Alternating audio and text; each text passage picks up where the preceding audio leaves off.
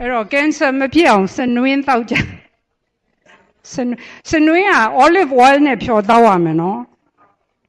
ရေနဲ့တောက်လို့မရဘူးကောင်းဆုံးကလေသိလားတို့တွေပြောမယ်အရွက်တွေကိုလေကြိတ်တောက်ကြ10မျိုးပြောပြမယ်နော်နောက်ပြီးတော့အရွက်ကလေဒီမှာပြောပြမယ်ဟိုဟာပေါ့နော်ဟိုဘာခေါ်လဲသူတို့ကပိုးသက်ဆေးတွေတိတ်တုံးတယ်နော်ပိုးသက်ဆေးအဲ့ဒါနဲ့ဒုက္ခရောက်နိုင်တယ်အဲ့တော့ဘယ်လိုဆေးရမလဲပြောပြမယ်နော်အိမ်ပြန်လာလို့ရှိရင်နော်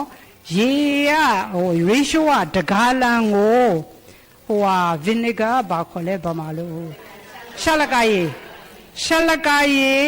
ဟိုဘာလဲလက်ဖေးဆိုမဟုတ် tablespoon ထမင်းစားစွန်း2စွန်းနော်တကားလန်ကိုထမင်းစားစွန်း2စွန်းထက်9မိနစ်စိမ်ထားလိုက်စိမ်ထားနော်စိမ်ပြီးတော့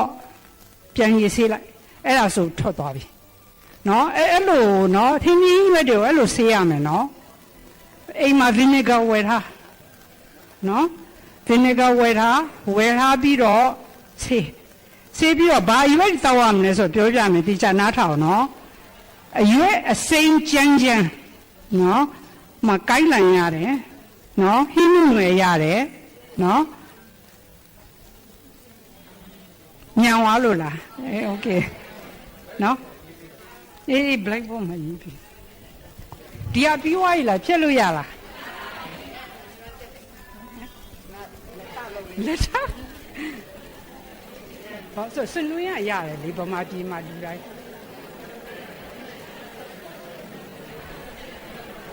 ဘိန်းတော်လို့တော့မထင်နဲ့နော်တကယ်လုံးကြည့်တကယ်မှန်တယ်ကျမ9နှစ်လောက်ပြီးတော့ okay စိုးဖြစ်သွားပြီလုံးဝယုံသွားပြီဘာလို့ကိုလုံးကြည့်တော့ကိုကျမကဆိုဘာဆေးမှမတော့ blood pressure ဟိုအရင်ရတဲ့တောင်ပိုကောင်းနေတယ်ခုဆိုရင်ဟုတ်တယ်ကဲဆရာမကြီးကိုင်းလန်နံပါတ်2ဟိုဦးနီဟင်းနုနွယ်အရွက်တွေဟင်းနုနွယ် spinach ကဟင်းနုနွယ်နောက်ပြီးတော့တရုတ်နန်နန်ပြင်တရုတ်နန်နန်နော်တရုတ်နန်နန်ရဲရွယ်တေဒီခါလို့ရဲရွယ်အဲ့ဒါမယုံရင်လုံးကြည့်တကယ်မှန်တယ်အကယ်၍လေမဟုတ်ဘူးဆိုလို့ရှိရင်ပြန်ပြောနောက်တစ်ခါလာအောင်မယ်ရဲရွယ်ဟမ်မဲဇလီကခါတယ်သူတို့တောက်နိုင်မှာမဟုတ်ဘူးအေးဟုတ်တယ်ကျွန်မပြောကိုရှိန်ဝဲသူတောက်တာတွေကိုလိုက်ပြောနေโอเคနောက်ပြချိုတာလေးတွေထည့်ပေးမယ်ဥနီ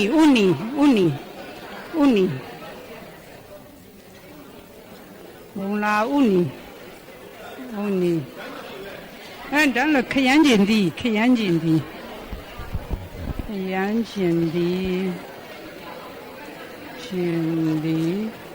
နောက်ပါရှိသေးလေဒီမှာရနိုင်တာဆိုအော်အရေးကြီးတာကြံခဲ့တယ်ဟိုဟာကော်ပီပန်းကတကယ်ကိုပိုတန်ဖြစ်တာကော်ပီတို့တကယ်လုံးကြည့်နော်တကယ်ကောင်းတာကျမနှီးတိုင်းသောက်တယ်ဘရိုကလီကဘာခေါ်လဲမသိဘူးစိမ့်လေကော်ပီစိမ့်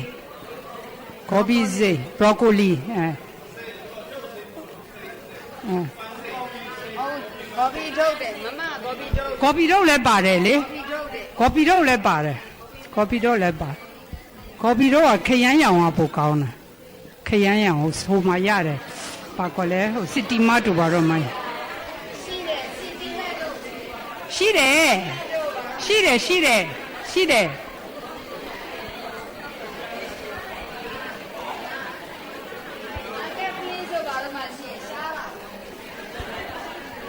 နည်းနည်းပဲလေထည့်ရမှာကော်ပီပန်း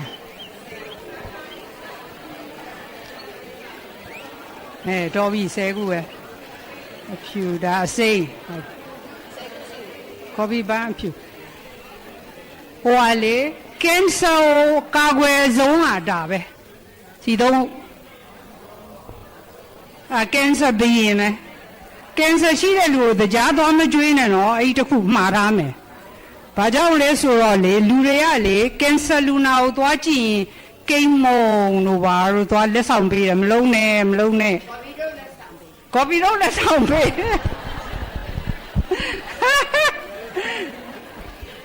နော်ဒီသုံးခုကအရန်ကိုကင်ဆာကိုကာကွယ်တယ်နော်ဟုတ်လားဘာကြောင့်လဲဆိုတော့ပြောပြမယ်ဒီဟိုပါပေါ့နော်တို့တွေတင်ထားတယ်မလားဟိုပါလဲကလစီရဲ့အင်္ဂါများလေဧကုပ္ပါဒဧကနိယောဒနော်ဧကနိတယသဟဝုတ်တိဒါကဟိုပါပေါ့နော် movements ကလစီတွေကိုပြောတာအဲ့ဒီ rule ကနေထွက်သွားတာနဲ့ကင်ဆာပဲဟိုကလစီတွေကအမှန်ဆိုရင်အတူတူသေရမယ်သေတဲ့အချိန်မှာအတူတူဖြစ်ရမယ်နော်သို့တော့ကင်ဆာအဲ့ဒီ rule ကို follow မလုပ်တော့ဘူးအဲ့ဒီမြတ်စွာဘုရားပြောထားတဲ့အထက်ကနေဘောင်ထဲကနေထွက်သွားတဲ့နေရာအဲ့ဒါကင်ဆာဖြစ်တဲ့နေပဲဆရာမတော်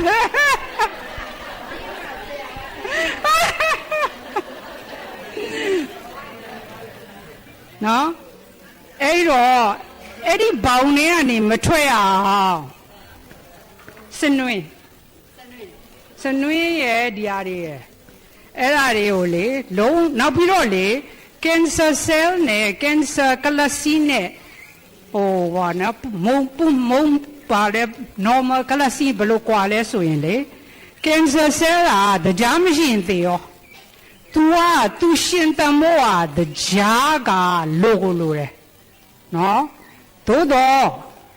cancer မဟုတ်တဲ့ cell တွေကတရားမလိုဘူးရှင်တနိုင်တယ်သူတို့တွေက protein ကနေ energy လုပ်နိုင်တယ် fat ကနေ energy လုပ်နိုင်တယ် cancer ကလေတရားမရှိရင်သေရောအဲ့တော့ကိုကသိရမယ်နော်ဒီ cancer မဖြစ်အောင်ဘလို့ပတ်ဝန်းကျင်ဖန်တီးမလဲဆိုတရားမစားနဲ့ပေါ့နော်တချို့တွေကတရားအရမ်းကြိုက်တာပဲအဲ့ဒါလေခန္ဓာကိုယ်ကြီးကသိအောင်ဖို့ကောင်းတယ်နော် train လုပ်လို့ရတယ်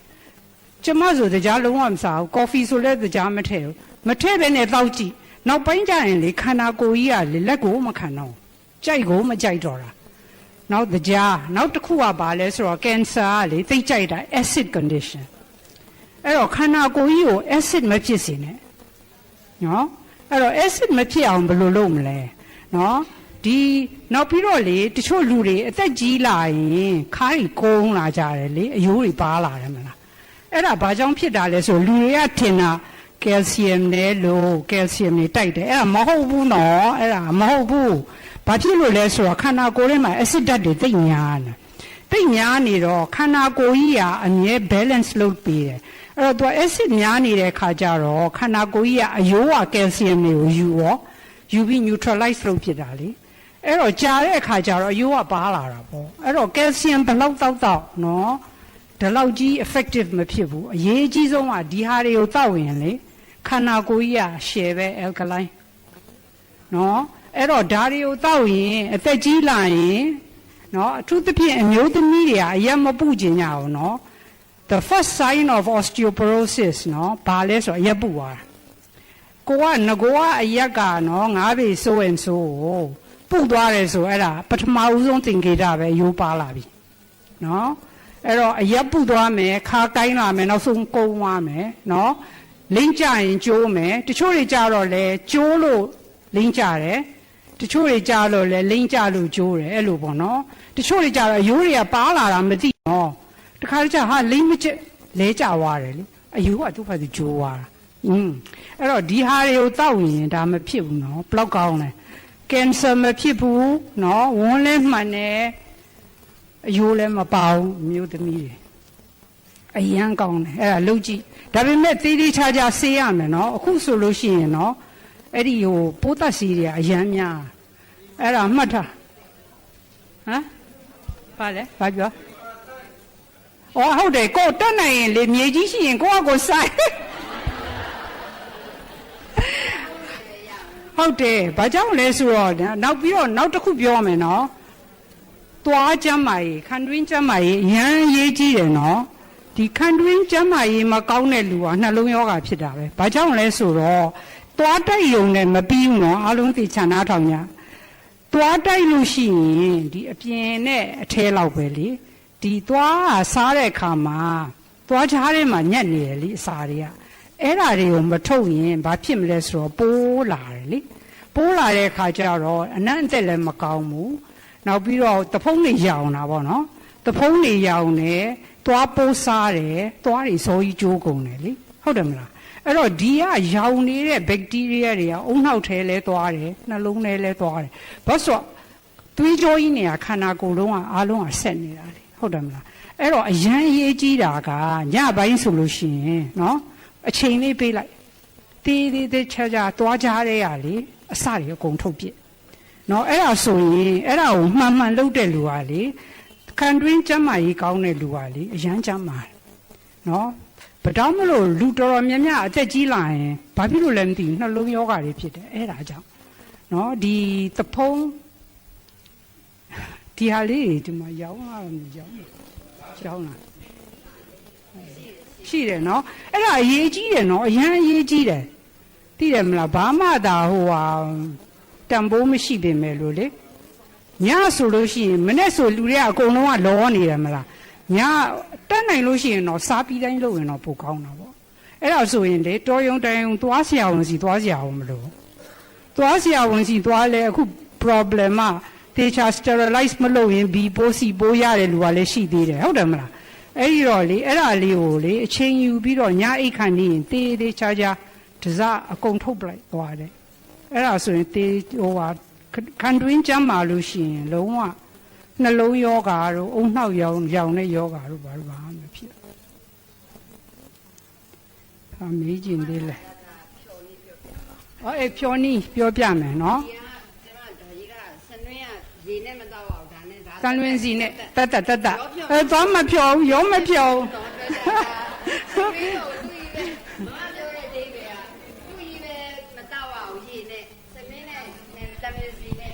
အဲ့ဒါဆိုရင်တော့တကယ်ရှယ်ပဲ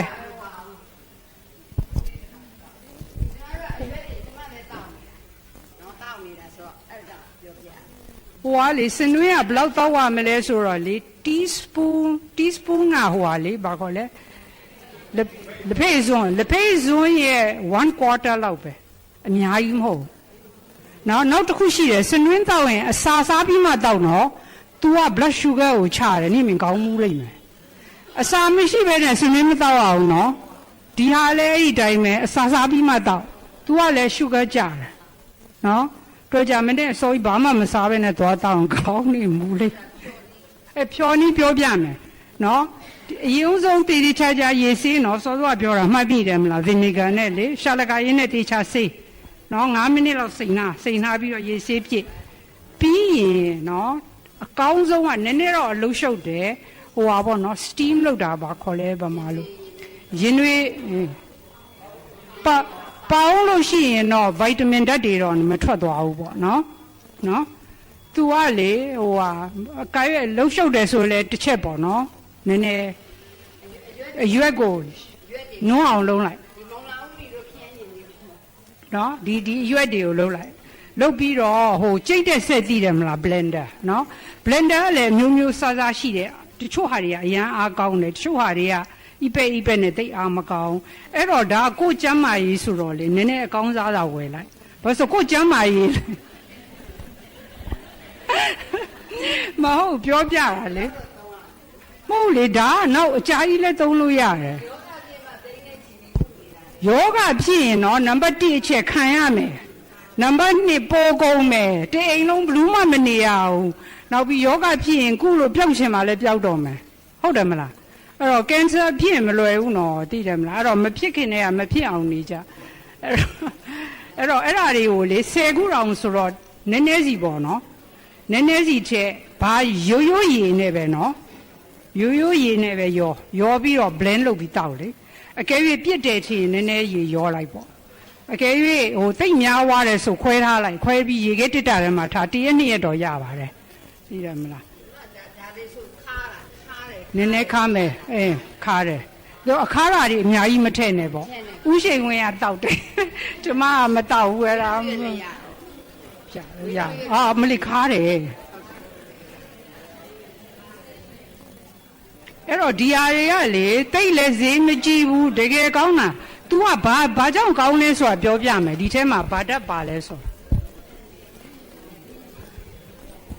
လူတွေကသိတာလေဗိုက်တမင်ပဲသိတယ်ဗိုက်တမင်လည်းပါပါတယ်ဗိုက်တမင်နဲ့အရေးကြီးတဲ့ဟာပါတယ်ဗိုက်တမင် minerals အရန်အရေးကြီးတာအခုနောက်ဆုံးသူတို့တွေ့တာရွက်တွေထဲမှာဘာတွေ့လဲဆိုတော့နော် flavonoids or phytochemicals တို့ခေါ်တယ်ဒီက cancer မဖြစ်စေတဲ့ဟာတွေဆိုအမျိုးပေါင်းကအများကြီးရှိပဲတောင်းနဲ့ချီပြီးရှိတယ်တောင်းနဲ့ချီရှိရနော်တောင်းပေါင်းတောင်းနဲ့ချီပြီးရှိရပါလားအဲ့တော့ तू ကဘာလဲဆိုတော့ဘလောက်ပဲအပူနဲ့လှုပ်လို့လုံးဝဓာတ်မပြတ်သွားအောင်နော်ဒါကြောင့်မလို့နောက်တစ်ခုကလေဘာကြောင့်ဒီဟာတွေကိုနည်းနည်းပြုတ်စေခြင်းလဲဆိုတော့ဟိုပါပေါ့နော်ဒီဟင်းဒီဟင်းရွက်တွေရဲ့ကလစီနော်ကလစီကသူ့ရဲ့ဟိုပါပေါ့နော်သူ့ရဲ့ခြံလေးရလေ cellulose ဆို stomach ကမချေနိုင် whereas အသားတွေဘာတွေကြတော့သူက fat အစီသူတို့ဟိုဟာဗာလဲအဘိဓမ္မာတင်တာပါအာကာသပရိစ္ဆေဒဒါ fat နော်ဒါဟိုဟာဟင်းသီးဟင်းရွက်မတူဓာတ်ကဒီ fat ကအသားတွေပါတွေကဝါလိုက်ရင်နော်အချိန်မဝါပေမဲ့လို့ဒီဗိုက်ထဲကိုရောက်သွားတဲ့ခါကျတော့ stomach ကခြေနိုင်တယ်သူကမချင်နိုင်ဘူးဟင်းသီးဟင်းရွက်ကဒါကြောင့်မလို့ဟင်းသီးဟင်းရွက်အစိမ်းစားပြီးရင်ဗိုက်ကြီးကကယ်ပြီးအများကြီးမစားနိုင်အစားမကြေဘူးနော်အဲ့တော့ तू ကမီးနဲ့ဒီကိုအပူပေးလိုက်တဲ့ခါကျပျော့သွားတယ်လေပျော့သွားတဲ့ခါကျဒါကြောင့်မလို့ပြုတ်တာနဲ့အစိမ်းစားရင်ပြုတ်တာကိုပူစားနိုင်တယ်လေဘာလို့ဆို तू ကပျော့သွားပြီလေဟုတ်တယ်မလားနောက်ပို့ပြီးတော့ကောင်းတာကဒီဆက်နဲ့ခြေလိုက်တဲ့ခါကျတော့ကိုလိုချင်တဲ့ဟောဒီဓာတ်100% ရဒီတိုင်းဝါမယ်ဆိုလို့ရှိရင်ကိုကအရေးဖြစ်တဲ့အထိမှမဝါတာဟုတ်တယ်မလား3-4ချက်ဝါပြီးမျိုးချကြတာလေအဲ့တော့ stomach ကလည်းမချေနိုင်ဘူးဆိုတော့ရိုးရိုးစားမယ်ဆိုရင်ရတော့ရမယ်ကံကောင်းရင်40-50ကရာခိုင်နှုန်းလောက်ပဲရမယ်ဒါကတော့ 100% ဒါကတော့လေလုံးဝကိုလေကင်ဆာဖြစ်တဲ့လူသွားတိုက်တာတော့မှတော်တော်ကောင်းလာတချို့တွေဒါတွေတောက်ပြီးတော့လုံးဝကောင်းသွားတဲ့လူရှိတယ်အဲ့ဒါတကယ်အဲ့တော့ဒါသိလည်းဈေးမကြည့်ဘူးအလုံးတော့ရှုပ်တယ်နော်ဈေးမကြည့်ဘူးအလုံးရှုပ်တယ်ဒါပေမဲ့လို့ယောဂဖြစ်မှဆိုရင်လည်းခက်သွားတာနော်နောက်ကင်ဆာသမားတွေလည်းအဲ့ဒါတိုက်ကောင်းမှာကောနော်ကင်ဆာကလေ sugar ကိုလုံးဝမစားရအောင် sugar ဆိုတာဒီတရားအထုတ်တင်ပြောတာမဟုတ်ဘူးနော်ထမင်းကိုပါလျှော့ရမယ်လုံးဝမစားပေးကြတော့ကျမတို့ဗမာတွေကမဖြစ်နိုင်ဘူးဒါပေမဲ့လို့လေအကျင့်လုပ်ပြီးအရွက်တွေအများကြီးစားအသားစားလုံးဝကိုကင်ဆာကိုတတ်ချင်ရင်တရားကိုလုံးဝဖြတ်ပလိုက်သူကတရားမရှိရင်မရဘူးဒါကြောင့်မလို့ပေါ့အခုကင်ဆာရှာတဲ့ဟိုဒီ X-ray တွေပါတွေကအဲ့ဒီ principle တရားတွေထိုးထည့်လိုက်တာခန္ဓာကိုယ်ရဲ့တရားထိုးထည့်လိုက်တာနဲ့ကင်ဆာတရားရှိတဲ့နေရာကိုသွားတာအဲ့ဒီခါမှာဆရာဝန်တွေကကင်ဆာရှိသေးလားမရှိသေးဘူးဆိုတာသိရတယ်သူကတရားကိုဘယ်လောက်ကြိုက်လဲဆိုတော့ထိုးထည့်လိုက်တခါတည်းတရားရှိတဲ့နေရာကိုသွားတာဘာလို့ဆိုတော့ तू ကဒါသူတို့ရဲ့အသက်ပဲတရားနော်တရားမရှိသေးတာအဲ့တော့ကိုကကင်ဆာသမားတွေကိုလုံးဝတရားတွေသွားမကျွေးနဲ့ကိတ်မုံလို့ဘာလို့တော့သွားမပေးနဲ့ဒုက္ခရောက်နော်အဲ့ဒါနောက်ပြီးတော့အဲ့ဒီကင်ဆာနောက် acid condition မှာဖြစ်တယ်ဆိုတော့ခန္ဓာကိုယ်ဒါ alkaline နေနော်ဒီအမျိုး condition ဒါမျိုးဟို alkaline ဖြစ်နေတဲ့ခန္ဓာကိုယ်ကင်ဆာမကြိုက်အဲ့တော့ကင်ဆာမကြိုက်အောင်ကိုကနေလိုက်ပေါ့ပြီးရတစ်ခွက်ပါပဲခွက်ကြည့်ကြည့်တစ်ခွက်နဲ့တောက်ရတယ်ဒါမဲ့နော်အလုံးရှုပ်တယ်ဆိုပြီးတော့လူတွေတော်တော်များများခဏတော့လှုပ်တယ်ကြာကြာမလှုပ်နိုင်တ ဒါပေမဲ့ပြန်စဉ်းစားကြည့်လေငါကင်ဆာဖြစ်လို့ရှိရင်ကီမိုသေရပီယူရရင်အမလီဒီတဲ့အစား1000လောက်ဆိုးတယ်စပင်းလေးကျွတ်သိတယ်မလားအစာစားပြီးမှတောက်ရမယ်အစာမစားဘဲနဲ့မတောက်ရဘူးရေနဲ့ blender ထဲမှာထည့်ပြီးကြိတ်လိုက်လေနော်တိတ်ပြစ်တဲ့ထင်ရင်နည်းနည်းရေထည့်လိုက်ပေါ့ဟိုအဲ့ဒါကတော့ကိုယ့်ဘက်ကိုနော် experience ရှိအောင်လုပ်ကြည့်ရမယ်ဘယ်လောက်ထည့်ရမလဲသိအောင်လေ10မျိုးလုံးမရလို့ရှိရင်လည်းအနည်းဆုံး5မျိုးတော့တောက်ပေါ့ကြော် no ဘာကြောင့်လဲဆိုဒီမှာသုံးတဲ့စီတွေက